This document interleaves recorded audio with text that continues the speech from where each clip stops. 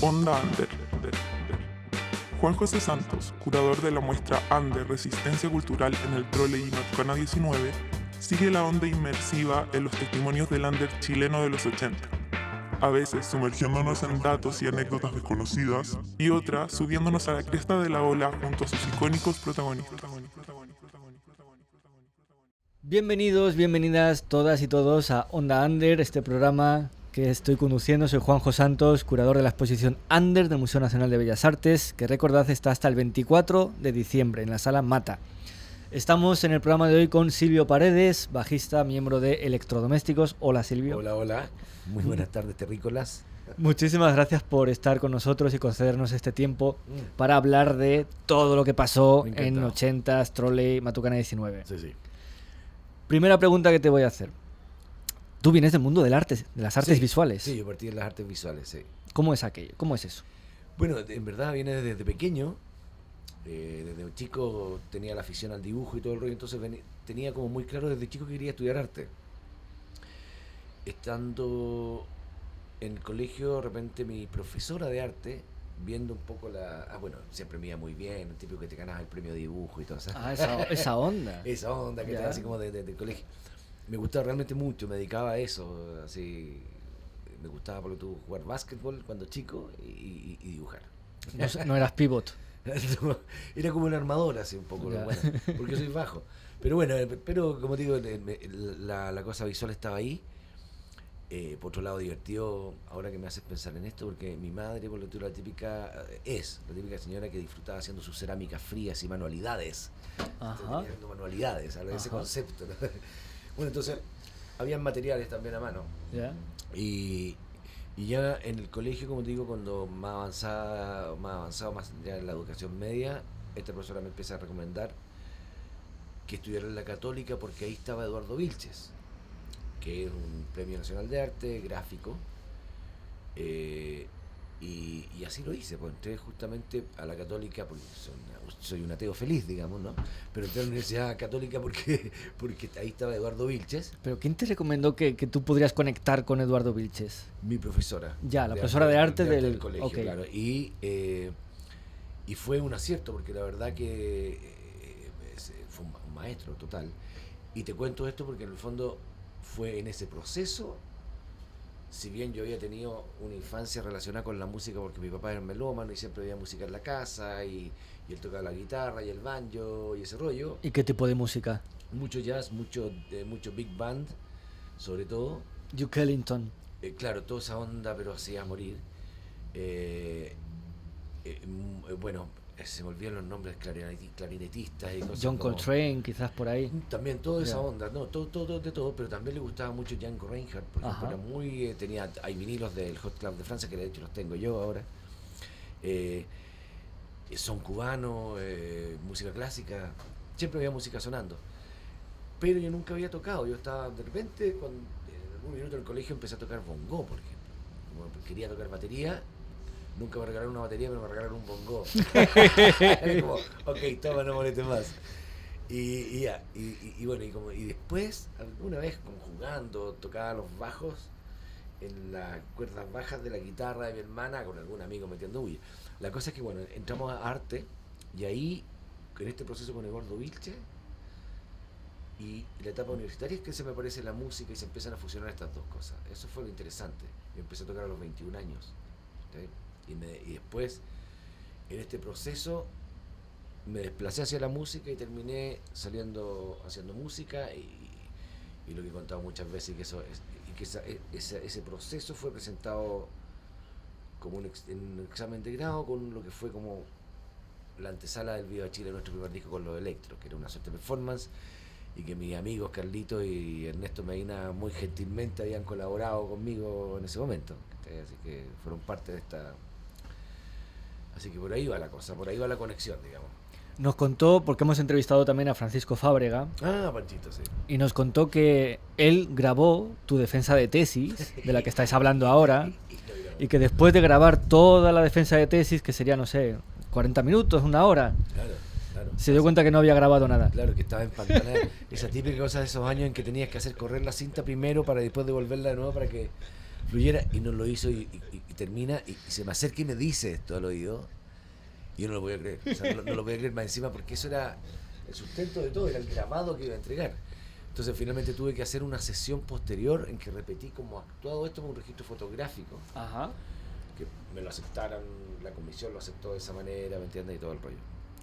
Y bueno, y hace poco, hace unos meses atrás, hicimos una exposición junto con Duclos, Soro, el Carlito Gallardo y Alicia Real, ellos me invitaron un poco a pasar por eso, que era una revisión de este proceso que llamamos desplazamiento del grado en la escuela. Era algo que revisaba un poco como lo que pasó en la educación del arte en esos años, y específicamente en ese taller que fue donde desarrollamos ese concepto. Entonces ahí ponía en un montaje que hice, que fue de la manera que me atrevía a reaparecer en escena. Ellos han seguido trabajando en plástica siempre, yo a diferencia de tratar de música, que también traté como de graficar ese desplazamiento que partía de alguna obra recuperada a esto que terminaba en esta pala que terminé ocupando en la performance con Miguel, ¿no? Ajá. Ahí, por ahí va entonces también contar ese desplazamiento, ¿no? Era como un hit en esta época en la que tú estabas en la Católica, en esta clase de Vilches, unas fotocopias de un ensayo de Luis Katmitzer, que no paran de Sí. muchos artistas hablarme de esas fotocopias que al final se quedaron como casi blancos de tanta copia. Un empate así, ¿Qué, claro. qué pasaba con ese texto? Bueno, es que coincidió, y en ese sentido, por eso insisto la palabra maestro con Eduardo Vilches, que en el sentido el maestro de que la persona que, teniendo una habilidad sobresaliente, además de su pedagogía, con una obra que eventualmente podría defender y hacer como esta academia, él se da cuenta que hay otros que están estudiando con él, que éramos nosotros, que estábamos muy inquietos con esta posibilidad de hacer analogías a partir de las técnicas tradicionales del grabado. Y él y Carlos Gallardo también, que era su ayudante, mayor que nosotros, dicen, oye, hay una cosa, hay unos textos de Katmitzer en que habla de esto, que ellos él le llaman múltiples, y nos pasan esto, y era como no lo podíamos creer, porque era en el fondo como una suerte de, no manual, pero era como que alguien había puesto en orden lo que nosotros estábamos descubriendo recién, lo había hecho hace un rato, y fue fantástico. Siempre pongo el ejemplo de en esos años de que había mucha represión, ¿no? Entonces, si la estilografía es una matriz que deja su huella sobre otro cuerpo, en este caso un papel, podríamos también exponer la edición de fotografías de todos los moretones o el daño hecho sobre cuerpos por la represión de la matriz de madera de la luma de un paco, ¿no?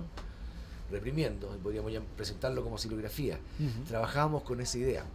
Yo en ese sentido a eso me dediqué en ese rato, ¿no? Eso pusimos ahí, que también tiene que ver con ese periodo, pero en simultáneo estaba tocando el bajo, ¿cachai? Entonces eran dos habitaciones muy diferentes, una que tenía que ver con este peso profundo y conceptual y un pesar también, ¿no? que analizábamos a través de esta obra y el proceso en la escuela, que para mí era un descubrimiento muy importante, y sobre todo que hablábamos todo el día de arte, que eso era lo fantástico. Y por otro lado, la revelación de la música, que tenía que ver como con un placer impresionante, una revelación increíble, una posibilidad de alegría concreta. Entonces de repente fue como que y de libertad también, ¿no? Claro, porque en un momento te juro que para mí y para lo que pasaba en esa escena, yo no era alguien muy relevante en el tema, creo yo, o sea, participaba de él, pero era como que sentía que estaba como que no había salida, como que me iba a meter en un hoyo que no iba a salir, así la última acción de arte ya tendría que ser matarme, ¿me entendía? Era como que porque era muy denso el rollo, ¿no? y personalmente sentí un poco eso, y no porque no me gustaran las artes visuales, sino que en el forro que yo me había metido, como con esta cosa conceptualizadora, y estaba trabajando justo en la idea de la muerte y esas cosas, estaba todo tan oscuro, y de repente se me revela al mismo tiempo esta habilidad, que me prestan un bajo y me doy cuenta que lo empiezo a tocar bien, y apenas hago eso se aparecieron muchos amigos músicos mayores. Yo alguna vez había tocado, que me dijeron, Silvito, pero ven a tocar con nosotros, en buena onda, y como que me empieza a llevar una energía. Entonces a mí también era como una conciencia que te decía, no, quédate aquí, hay que sufrir, compadre, dale duro. Y por otro lado era como esto, oye, esto lo haces bien, ven, y aquí estás gozando, y esto parece que vaya a ser mejor, lo vaya a hacer mejor acá. Y bueno, y terminé yéndome claramente para ese lado, si bien ahora me interesa un poco retomar la cosa visual, pero con más libertad quizás que con la carga que lo hacía en esos años de estudiante, lo dejo en claro, porque yo crecí de la escuela y me dediqué a música, entonces hubo obra posterior. Ujú. Mi paso gráfico tiene que ver quizás con las gráficas que tú no sé cómo recopilar. Yo me emocioné al ver que había fichas antiguos míos expuestos acá. Te puedo contar, luego te cuento. Porque bueno, lo apliqué justamente a ese tipo de cosas, ¿no? La visualidad, pensar algún montaje con mi gran amigo Arturo, más de alguna vez, bueno, compartimos casa con Arturo en algún minuto y que decíamos de estas cosas y cómo lo hacemos y esto de pensar los afiches que eran fotocopia pegada, camisa, guía de color y toda esa onda, y alguien, creo que Rosita Lloret la imprimía después, que serigrafía, todo así, ¿no?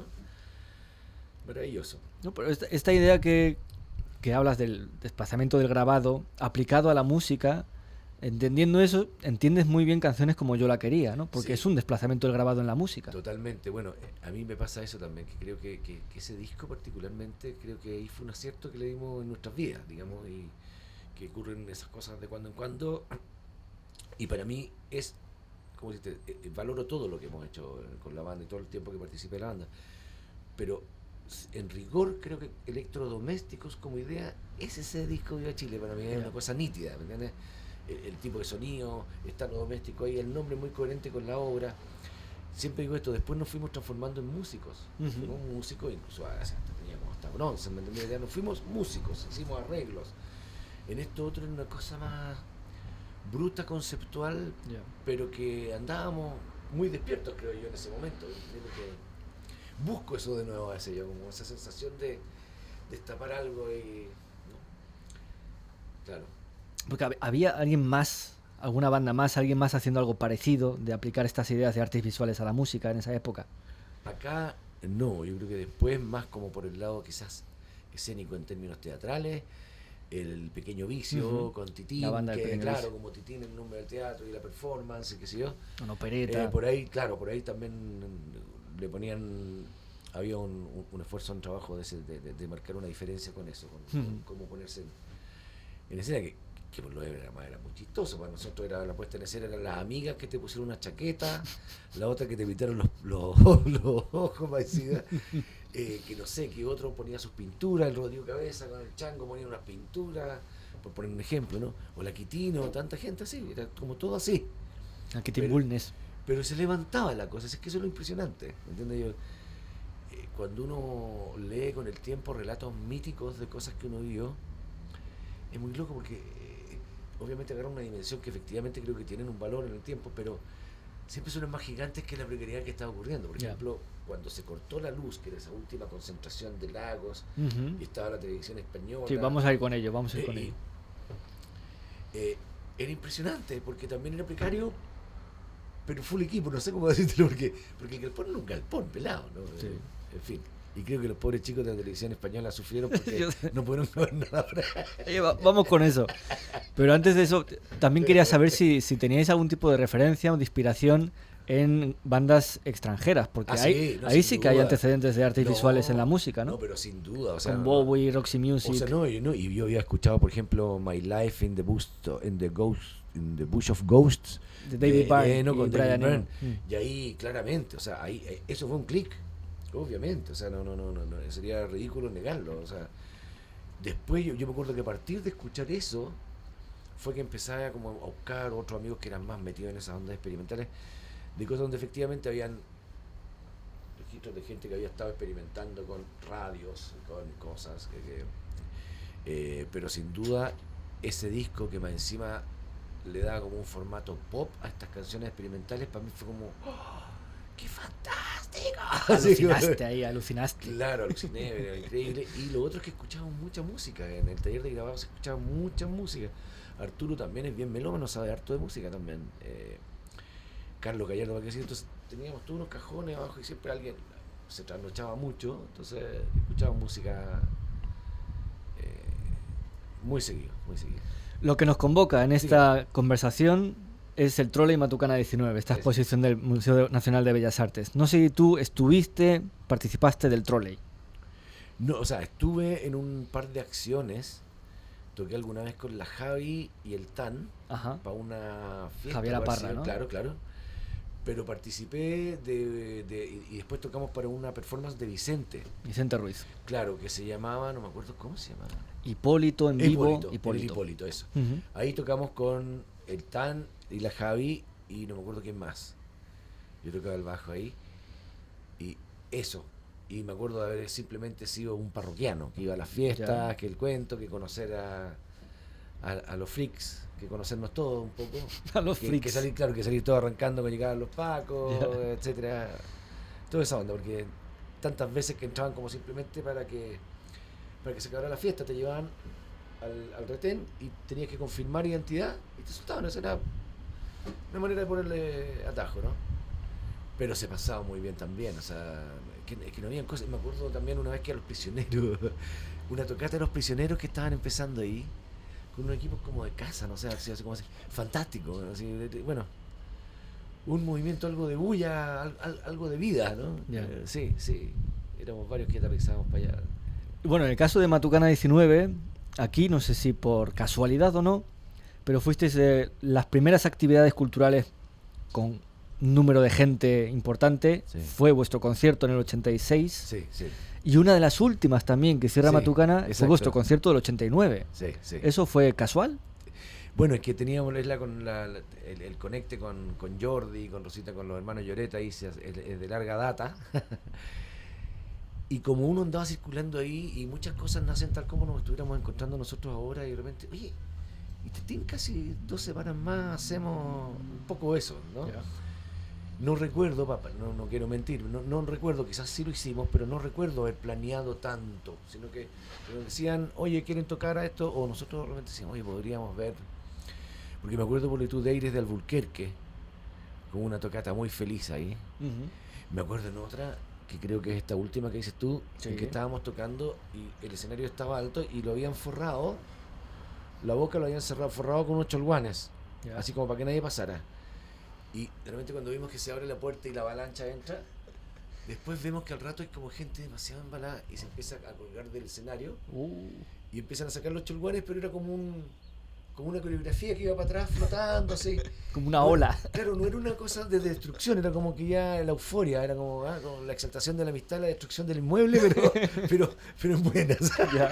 Entonces sacaban estos cholguanes y uno los veía pasar para atrás y era como una entretención que se armó. Y típico que terminabais de tocar y después te ibas a ir y había alguien durmiendo abajo del escenario, por esa onda. Cosas que ocurrieron. Bueno, son cosas que siguen ocurriendo siempre, hay cosas freaks ahí. En este concierto del 86, que estamos mostrando un vídeo editado de Enzo Blondel de ese concierto, y aparecen los ensayos también, y aparece Arturo Duclos, que trabajó en la escenografía del concierto. Sí. ¿Eso fue un diálogo entre vosotros o fue una idea de Arturo Duclos por su lado? Fue un diálogo que tuvimos harto rato, porque... Bueno, como digo, en ese momento estábamos compartiendo casa con Arturo, entonces hablábamos de este cuento, de la palabra electrodoméstico en cirílico, de cómo darle ese rollo. Con Arturo también habíamos trabajado en publicidad juntos, divertido, así que no cuestión muy de que... Bueno, eso, y de ahí Arturo le empezó a dar vuelta y inventó como este logo y esta carátula y esta forma. Y nos dimos cuenta que ahí podía derivar al tiro en estas piezas gráficas. Entonces propuso esto, no, pongamos estas letras acá, metamos la cebra para allá, que la cebra no sé cómo apareció, pero también era como una casualidad que había por ahí. Qué loco eso. Fue loquísimo. Y era como muy op art, ¿no? Claro, y por ejemplo el stand de teclados de Carlos estaba como que tenía unas fonolas por delante, así como de techo de pueblo, así. Era una tabla de planchar de color rosa, ¿no? Bueno, sí, esa era la tabla de mi casa de madre. Que mi madre, que aún me acompaña, o sea, ¿cómo se llama? Se ponía con ese cuento y se mataba de risa con el rollo.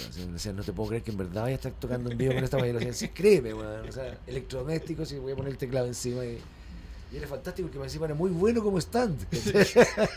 No sé por qué no lo usan todas las bandas. Exacto. Más encima tenía, en lugar de la plancha, te permitía poner esa como paletita lateral, te permite poner otra cosa, una interfaz, no sé. Ya. Y este último mítico ya concierto del 89, que efectivamente viene Radio Televisión Española a grabar un reportaje sobre tribus urbanas y aparecen de repente en Matucana, y justo ese día hay efectivamente un meeting de Ricardo Lagos cerca de Matucana 19. Claro. que produce un apagón. Exacto, Pues se chupa la electricidad, ¿no? claro. Y bueno, y fue el cumpleaños de Pinochet. No, sí, era loquísimo, era todo junto. O sea, pasa eso, toda la gente feliz, venían de vuelta de la marcha de Lagos, era el cumpleaños de Pinochet, como dices tú, y de repente, como estaba la televisión española, éramos el único lugar que queda en Matucana con luz y algo pasando. Entonces la gente como que... y empezó a llegar una peregrinación así, pero impresionante, como te digo, y que obviamente de repente vimos que el portón que estaba cerrado así, ¡puf!, se abre y entra una multitud, que mucha de esa multitud yo creo que sería una sorpresa, una buena sorpresa, porque como te digo, fue muy armónico lo que pasó adentro, fue ¿cómo se dice? Eufórico, pero conectado, no fue una cuestión que estaba como los vándalos, o sea, no, era una cuestión, qué buena. Sí, nosotros estábamos con lo mismo, tocando súper intensamente. Yo tengo muy buenos recuerdos de todas las tocatas en Matucana en cuanto a la intensidad, y que lográbamos, gracias a los conocimientos que tiene Carlitos, sobre todo, de lograr siempre un muy buen sonido. Entonces, Carlos era muy meticuloso con eso y sabía, yo chufaba y tocaba nomás. Carlos era el hombre de los conocimientos técnicos, digamos. Entonces era también algo muy potente y que la gente también lo vivía de una manera muy increíble. O sea, realmente tocamos en estéreo, ¿cachai? Y que era como exótico. Y fue fantástico. Entonces, ese tipo de cosas. Y bueno, y Jordi con la Rosita, que siempre era como, cualquier plan era como, démosle, vamos. Yeah. No, muy buena cosa. Pero esa tocata en particular fue de una intensidad inolvidable, como te digo, que creo que esa es la de los Cholguanes, pues, justamente. Esa debe ser que después de los Cholguanes para atrás. Y que me acuerdo que el pobre director de la cosa estaba indignado porque un amigo nuestro, iluminador, no se le ocurrió la mejor idea que apuntar con las luces blancas al público. Entonces mandaba unos flachazos y le quemó todo. Y no le servía, pero creo que ni 10 segundos de todo lo que había grabado. No, fue terrible. Le sirvió más porque está en la expo ese vídeo. Y sí que se ve bien, más o menos bien. ¿Sí? ¿Fue también casual que fuera en el cumpleaños del Pinochet o lo buscasteis esa fecha? No, fue casual. Ajá. Fue casual. Fue esas cosas cuando todo se junta nomás. No fuimos tan agudos, pero después no lo podíamos creer. Pues, o sea, veíamos y decíamos que ¡wow! Así que impresionante. Y esa época también es como la que marca un poco el declive de todos estos artistas, creadores, músicos que hicieron cosas en Trole y en Matucana, que llega el 89, el 90 y como que tienen un bloqueo, ¿no? No sé qué pasa ahí con la llegada de la democracia, que dejan de hacer. Es bien curioso lo que pasa ahí. Yo no sabría decirte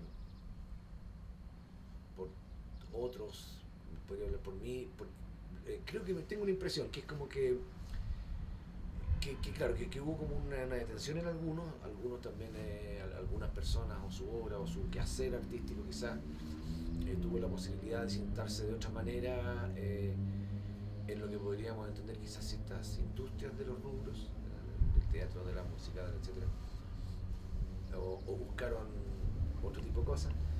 En mi caso yo seguí siempre dándole nomás, porque como he estado siempre como no en esta parada, sino que de manera natural e independiente, simplemente si no me muevo y creo mis cosas no tengo nada que ofrecer ni con qué vivir, digamos.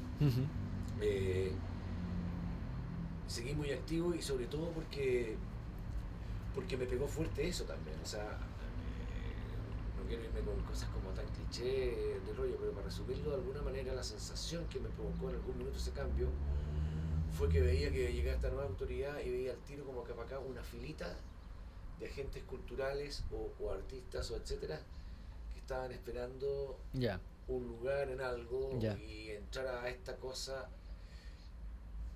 y yo esperaba una cosa más estructural, un cambio más intenso al respecto, ¿no? Y creo que eso, el otro día leí un texto de Raúl Miranda que era bien interesante, que creo que lo leyó acá en esto de Ander, pero que citaba un poco eso, como cierta cosa que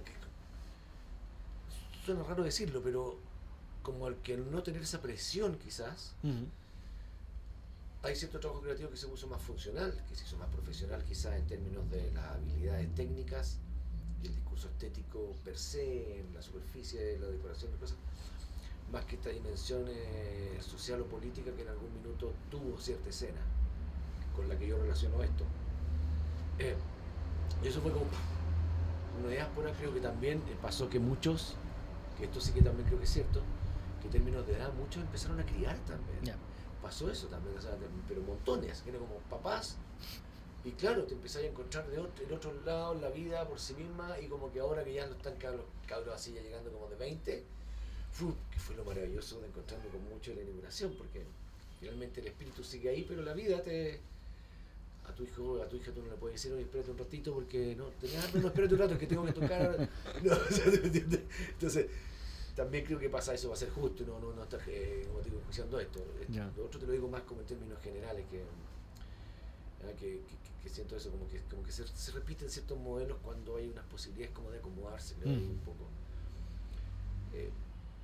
Por otro lado, no sé quién para criticar gente así, quizás están en su derecho de buscar eso, pero yo me siento lejos de ese cuento. Eso fue como una cosa que me incomodó. Y otra cosa que me gustó es que otros siempre siguen haciendo su rollo, pues, ¿no? Y su arte, etcétera. Entonces, pero eso fue como la sensación, te digo. No sé si tú fuiste público, espectador de también otro tipo de eventos culturales de Matucana 19 y si alguno te dejó una especial marca, huella. Me acuerdo haber visto a fulano, creo. A fulano. Sí, Ajá. sí, fulano la primera vez. Lo que pasa es que fue sorprendente para mí porque tenía asociado al mundo del jazz siempre esta cosa que era, para mí era, para que me entiendas bien, como un poco la música del padre, eso que tienes que destruir en algún minuto porque viejo, me escuchaba mucho jazz, ¿no? Ya. Entonces siempre decía, ya. Y no, pues era otro rollo. Había, bueno, amigos a propósito de la escuela y esto que escuchaban también jazz de otro tipo, pero no lo había escuchado acá. Y lo encontré sorprendente en ese momento. Así como, qué buena. Eso te diría yo que me acuerdo especialmente. Me acuerdo de alguna tocata de los índices. Índice de desempleo. Claro, me acuerdo alguna de. Ay, se me olvida el nombre del flaco Milla. Cristian.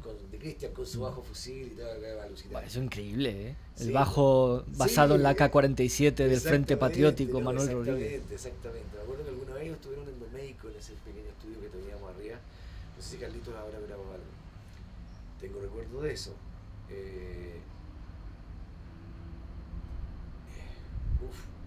Me pone en un dilema de tiempo-espacio, porque mi memoria es muy... Pues no te quiero poner ningún dilema. No, claro, pero sí, tengo como recuerdo de eso especialmente. Tengo recuerdo de esa... Hay una imagen que pusieron en un folleto ustedes, que están como flotando unas cosas de cuerda que yo me acuerdo que estábamos, que era loquísimo, porque no sabíamos si iba a sostenerse o no. Es una mezcla entre alucinando y por favor que no se caigan. Esa era la fiesta de Bela Lugosi, Eso. hecha por Vicente Ruiz. Exacto. Bueno, hablando de bajos, tu bajo también era muy particular, el que tocabas en esa época. Y no sé si lo sabes o no, pero hace 2 días llegó una persona y dijo que tiene tu bajo. Cutias. Sí, perfecto. Lo llego a saber antes y estaba en la exposición, pero no me enteré hace 2 días. Sí. Nos dimos cuenta en la exposición. Me quería tirar de los pelos. Claro, porque el Cuti hace mucho tiempo, justamente, yo lo tenía ahí, ese bajo así, en un rinconcito de la vida. Y Cuti, bueno, el Cuti podría tener el museo del instrumento de Cuti antes, ¿no? Y tiene muchos instrumentos. Y me dijo, te compro el califo, porque le decíamos el califo. Y de hecho lo tenía que afinar con un alicate porque era una más muy dura, así. Pero para pegarle era muy bueno. O sea, y yo como que soy bien bruto en ese sentido, soy autodidacta, entonces hay otros que tienen unas técnicas muy sutiles. Me gusta justamente esta relación corporal de darle ahí a la cuerda. Y lo tiene, y muchas veces cuando nos juntamos con Cuti, que como digo, somos muy amigos, me invita a su casa, que asaba, que la cosa, y tiene su estudio, entonces tocamos y yo toco ese bajo ahí. Ajá. Y lo tiene perfecto. Sí. Lo tiene perfecto, está ahí. Ay, qué pena famoso. que no esté en la expo, Sí. de verdad. Claro, cuando estuve en la expo y vio el bajo de los índices, me dijo, Silvio, hubiera sabido que estaba ahí más involucrado. Y le dije, no, sí, esto fue ahora, o sea, es porque aparezco, pero decía, no sabía. Y me decía, pues claro, hubiera puesto el bajo feliz. O sea, Le mato. Pero te quería preguntar... Lo hizo el Germán Artiaga, un luthier chileno, como una imitación a Steinberger. Hablando de ese bajo, vamos al bajo que tocaste en la performance de Perfecto. la inauguración. Sí. ¿Qué es ese bajo? ¿Pala? Es una pala. ¿De dónde surge eso? Claro, te contaba un poco, venía de este montaje plástico. Y yo trabajé mucho tiempo con la pala en arte, justamente como que fuera una herramienta de hueco grabado. Entonces yo presentaba como bueno, grababa unas ediciones de Fosa, cosas de ese tipo, lo que te contaba, andaba en ese rollo medio oscurillo. Y en el momento de plantear esto en la exposición de los desplazamientos del grabado, yo dije, bueno, para este montaje me gustaría armar un arco, las cosas, habían obras recuperadas, y dije, bueno, voy a armar algo nuevo también. Y decidí hacer esa pala, como una evolución, como un desplazamiento del rollo, y dije, bueno, voy a hacer esta pala abajo, pero más que como un concepto de luthier, como una máquina de ruido, y en este caso que era una forma que era como hacer un poco el grito de esas tumbas que estaban ahí, un poco.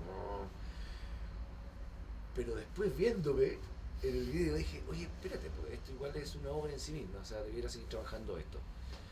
Y ahí estoy dándole vuelta, y mi buen amigo Miguel, Miguel Conejeros, claro, que Pinochet, ex Pinochet Boys, y que quiero mucho desde mucho tiempo y admiro mucho en su creatividad, en un momento a propósito de esto, dice, oye, ¿por qué no hacemos esto? Y bueno, nos hemos colaborado con Miguel, ¿no? Entonces cacho su música, y como digo, hay empatía, hay afinidad. Y de ahí partió y tenemos ganas de seguir tocando, aparte que nos dio mucha risa porque de repente él vio que en este video de la performance había ocupado un mameluco que tenía yo y me dijo, oye, yo también tengo uno. Y sabes que alguna vez hice esta cosa y me puse como estas cuestiones con el carnet colgando. Entonces podríamos ser los funcionarios del sonido. Y listo, ya pago, mundo 3, vamos. Los funcionarios del sonido. Claro, exacto. Entonces que ya esto como producciones se pensó y se hizo, ¿entiendes? Y los funcionarios del sonido ahí. Y me encantó porque me gustó eso crudo que tiene. Es muy cultural. Como bajista me gusta también por el tema de que puedo estar en frecuencias muy bajas, casi sin nota. Es una cosa como de la respiración. Quizás lo podría hacer con algún teclado, pero me gusta justo eso porque soy análogo en ese sentido. Y está en desarrollo. No, pero en ese día ver y escuchar eso en el Museo Nacional de Bellas Artes, al lado de una estatua copia romana, fue increíble, una locura. Estábamos alucinados con Miguel de haber quedado al medio de esas dos estructuras de mármol, porque se empezaban a jugar unas lecturas y unas cosas. Fue fantástico. Fue fantástico. Y era como estar tocando una catedral, en muchos sentidos, ¿no? Desde lo simbólico hasta el retumbe, pues era como una masa sónica. Había miedo que se rompiera el techo o algo así, o se rompiera la estatua o algo así. Bueno, estamos acabando ya la conversación con Silvio Paredes. Última pregunta que yo creo que va a ser un poco más jodida. ¿Tú crees que hoy existe, y si existe, dónde existe, algo que se puede llamar contracultura? ¿Ves? Estás más jodida. No, de buena a primera, o sea, tiene que estar. Yo no la veo como algo, se me ocurre que debe estar y que yo estoy más viejo y no estoy ahí, ¿me entiendes? Yeah. Porque siempre está. Entonces creo que mi no verlo quizás tiene que ver con mi edad y por dónde me muevo, Yeah. más que los chicos que están con los 20 y tantos y que siempre hay gente inquieta y que deben estar en algunos lugares a los que yo no llego nomás. Porque me he enterado que hay lugares en Franklin, en galerías de arte donde están haciendo cosas, que hay gente joven. Ahora, el término es lo que a mí, el concepto, la contracultura es lo que a mí me deja pensando, porque no sé si esto que te estoy describiendo es efectivamente una cosa que está en contra, más bien, sino que habita y construye su propio universo como una manera de crear su territorio y existir, más que responderle a algo que los esté atacando, por así decirlo. Y quizás esto que te escribo también puede estar condicionado con mi manera de entender ese término en el sentido de la contracultura, como que me llegó el golpe y yo y respondo con obra, llegó otra y respondo con obra, que fue como uno de alguna manera fue incluso ¿cómo se dice? Eso mismo a mí me hizo incluso perderme muchas experiencias importantes, fíjate, porque genera prejuicios. Entonces habían alianzas musicales que en esos momentos uno era tan de trincheras que era como, no, yo no puedo tocar con eso porque, ¿me entiendes? Una cosa bien boba también, si querés. Un poco talibana, ¿no? Claro, y por otro lado dándole un poco el gusto a esta fuerza represora que más encima te atomiza como fuerza rebelde, ahora se dice aunque no los rebeldes, pero me refiero del sentido de lo que estamos hablando de contracultura. Y en el caso de hoy, no sabría decirlo, me impresiona y no de una buena manera, que también puede ser de vejete, como te digo, pero lo tengo que decir, esta cosa de como...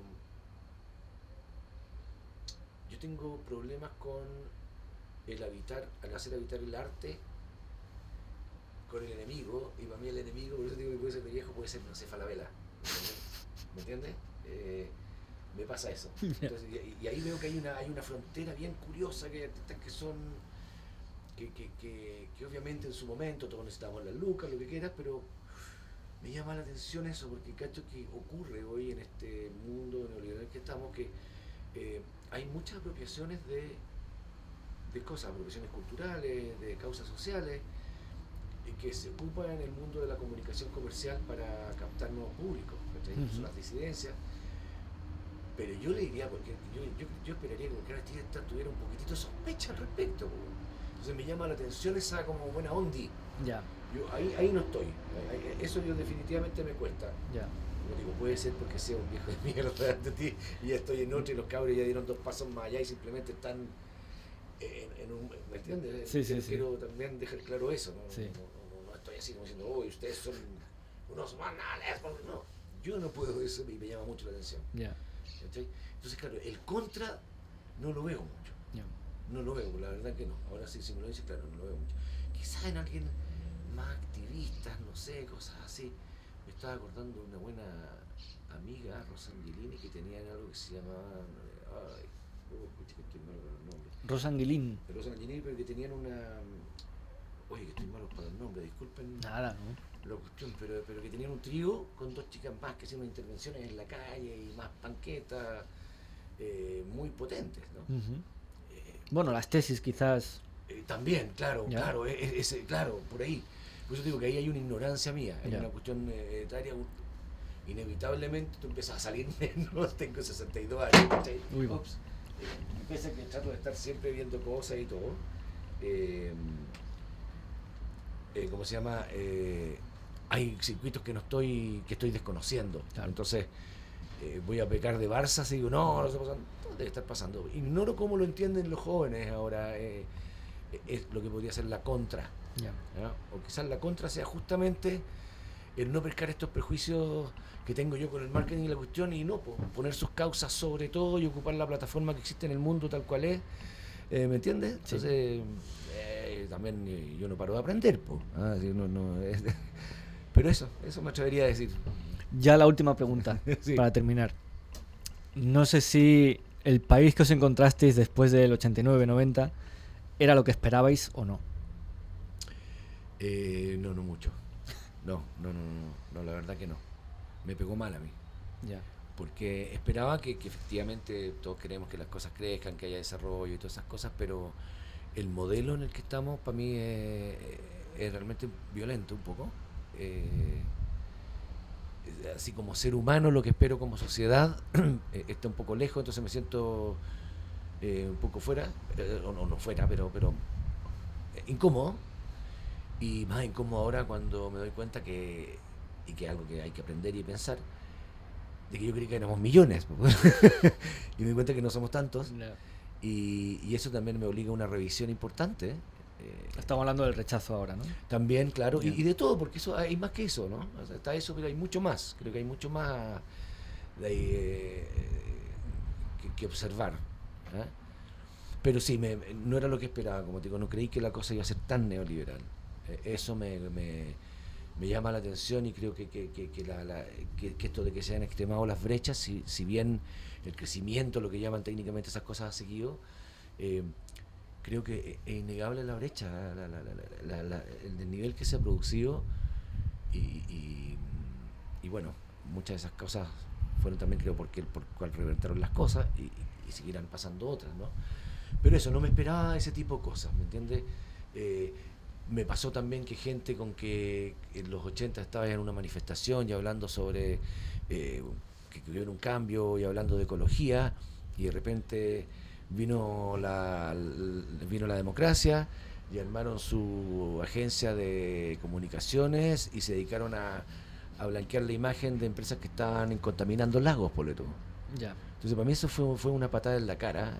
Yo obviamente corté con mucha gente que conozco en ese rollo, y eso fue muy impactante, como oye, bueno, no, si éramos cabros, en verdad éramos volados, en verdad el mundo es así, vámonos por acá, Bien. contaminemos nomás, ¿qué importa? Si todo, alguien tiene que defender a estos tipos de... eso es muy impactante. Ya.